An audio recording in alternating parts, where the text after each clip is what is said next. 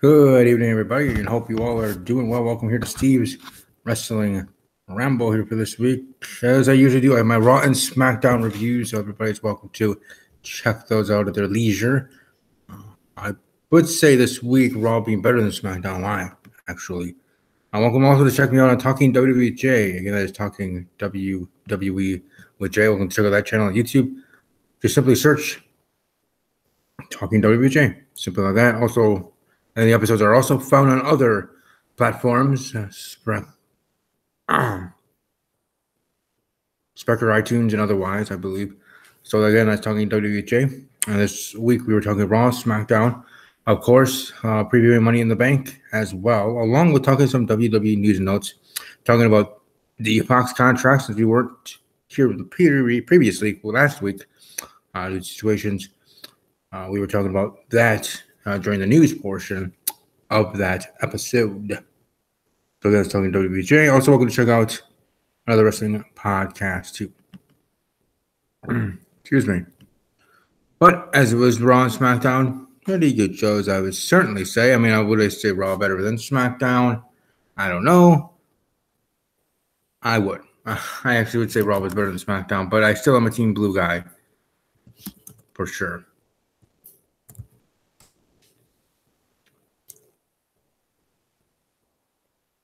Sorry about that. Anyways, let's talk about Monday Night Raw. Again, I know I do the Raw and SmackDown Live reviews, but on here, might as well hit the points and talk about the main things happening on Monday Night Raw. The number one main thing was the main event match, which was the Gauntlet match, which had the women of the Raw roster that haven't been already qualified for the match or aren't in the women's title match itself, battling out for the final spots in the women's Money in the Bank ladder match. Sasha Banks getting the win. I already shared my opinion on that. You know, it makes sense to have Sasha Banks be in the women's Money in the Bank ladder match, to have a stacked women's Money in the Bank ladder match for the pay-per-view that is Money in the Bank. That is, to me, the third best pay-per-view WWE has. But I thought and believed that it would have been better to behoove WWE to have Ruby Riott being the one to get the win there, and her being the one to, in the end, win overall, winning for sure for the briefcase, and really get sort of like to have her as Miss Money in the Bank, to come out with the heels of Carmella and her run as Miss Money in the Bank, the first ever, second ever. I thought it would be best to have her. Also, I wanted an underdog story of a superstar on the women's, or maybe even the men's side as well, but more so here on the women's side of a female superstar that's one of the newbies on the main roster. Whether it was a member of the Riot Squad or Absolution, either way, I think it would have been cool to at least have any of them in the match, but no, we don't. So that's good and bad. Again, it's good because you have your heavy hitters and making it more unpredictable, I guess, on who can win because you have so much star power in the women's Money in the Bank ladder match. So in that way of thinking, that isn't a terrible thing. Okay, I get it. But selfishly, it would have been nice to have at least one of the newbie main roster ladies and women to be in the match and actually to win it. Whether it's from Mandy Rose, Ruby Riott, or Sarah Logan, or either of them. Sonya Deville. It would have been nice to have them not only in the match, but winning the match and winning the contract. Other things that happened on Raw: Finn Balor defeating Braun Strowman via disqualification. Kevin Owens getting involved. Jinder Mahal defeating the Intercontinental Champion Seth Rollins via disqualification. And you see probably a triple threat, if not one-on-one, Seth Rollins versus Elias, or maybe Seth Rollins, Elias, and Jinder Mahal at Money in the Bank for said Intercontinental Championship. Now, what's going to happen with the U.S. title? I haven't seen really anything on SmackDown Live to show that Jeff Hardy is going to be defending it against anybody. He's going to have an open challenge. That's Seth Rollins' thing. Defending either of them. Doesn't mean he can't do it. I'm just saying that's as the majority used for that to be the case. Then we have Raw Women's Champion Nia Jax sending a message to Ronda Rousey in her squash match, getting the win there, and having a back and forth promo as well. Not bad. Raw Tag Team Champions, Woken Matt Hardy and Bray Wyatt defeating the Ascension. And then also the B Team Throughout Memorial Day Tag Team Celebration. We're trying to get the blessing of the Tag Team division for them to be the next one up to face the Raw Tag Team Champions. Kurt Angle announcing that there will be a Battle Royal, a Tag Team Battle Royal next week on Monday Night Raw.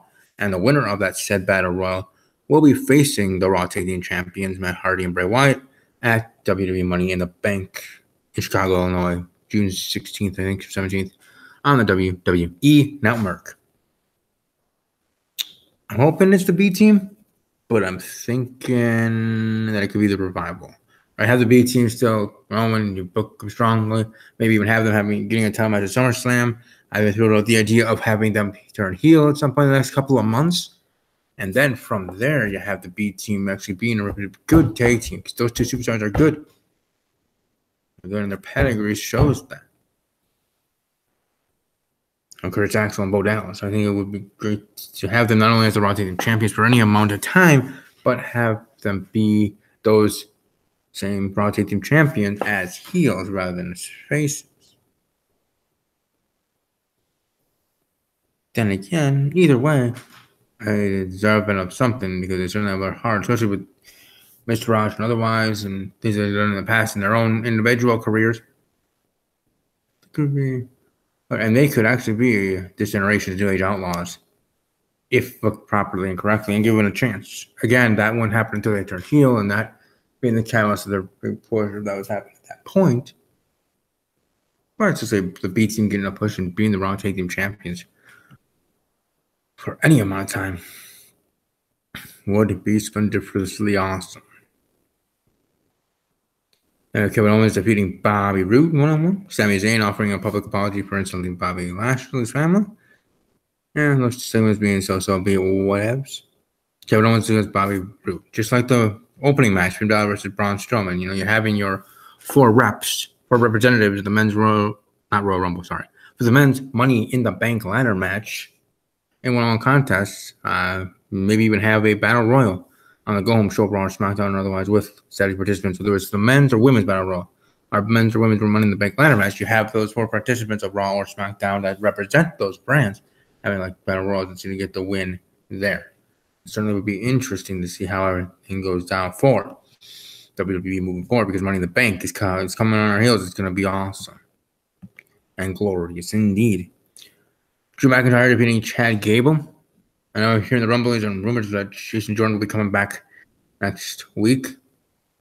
You have them come back. You have American Alpha kind of come back together. Kurt Angle kind of forcing Chad to be with Jason again and being a tag team. And then later on, Chad turning on Jason. Chad Gable being the one being the heel moving forward there in that sense because he wanted to be. And I still go back to his WWE.com exclusive interview when he was traded or moved over to Raw in the Superstar Shakeup. That he's ready to be on his own. He enjoyed his time as a tag team, but he wants to prove himself. But still thrown back as a tag team, that's not going to be a forever thing, or even for a long time. You can still have Chad Gable turning on Jason Jordan. Go from there. But as be now, you can have like a pre-show match of Drew McIntyre and Dolph Ziggler versus American Alpha. Chad Gable and Jason Jordan there. And then, like I said, in the main event, Sasha Banks winning the last chance gauntlet match to qualify for the women's Money in the Bank, and her getting the final spots, the final and fourth spot representing the Raw brand in the women's Money in the Bank ladder match, and then overall, the eighth spot in the women's Money in the Bank ladder match overall. So eighth and final. So congratulations, Sasha Banks. Yes, I would have rather it be someone else like Ruby Riott, but you either go one way or the other, right? You have a good amount or half or so as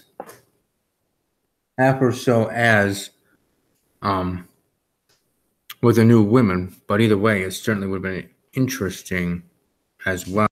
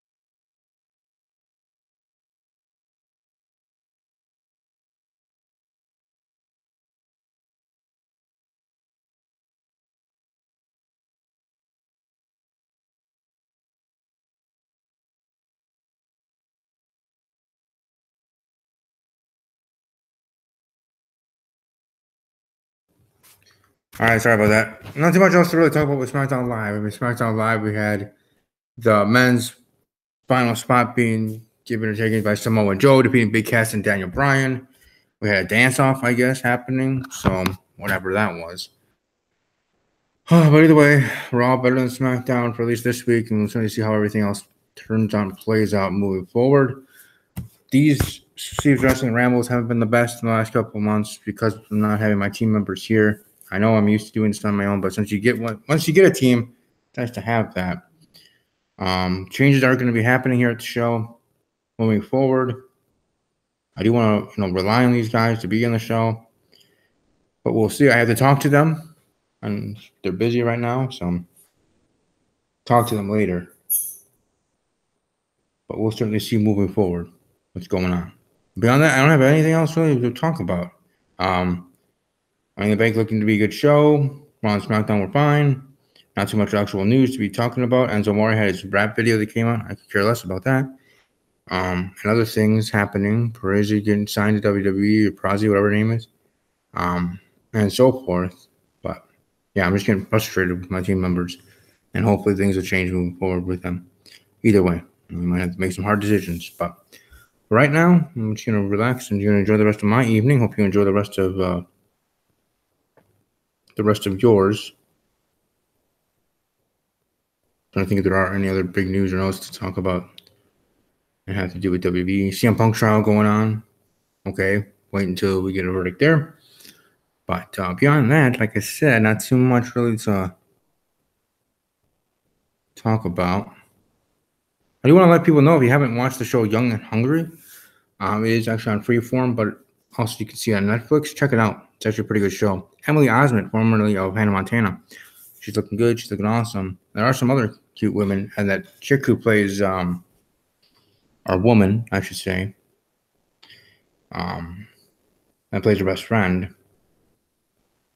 Amie something, Amiee something, is pretty hot as well. But either way, still a good show overall, not just because those two are actually beautiful women, but because the show itself is actually pretty interesting. And some of the interactions are kind of cool as well.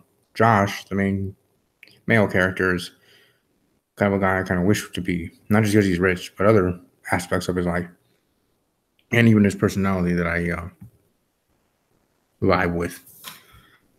But either way, just wanted to share that, along with 13 Reasons Why, The End of the Middle, Nathan Fillion's coming back on ABC soon, Roseanne was canceled, a lot of things going on with TV in the last couple of weeks and months, and looking forward to fall when TV shows are back with new episodes.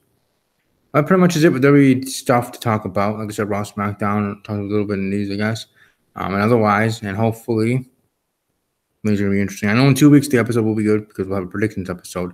But for now, I leave you in good hands and hope you all have a great rest of your evening and day. I'll be back here Monday. No video on Fridays now for a little bit because TV shows are done. So no reviews usually that I do on Fridays.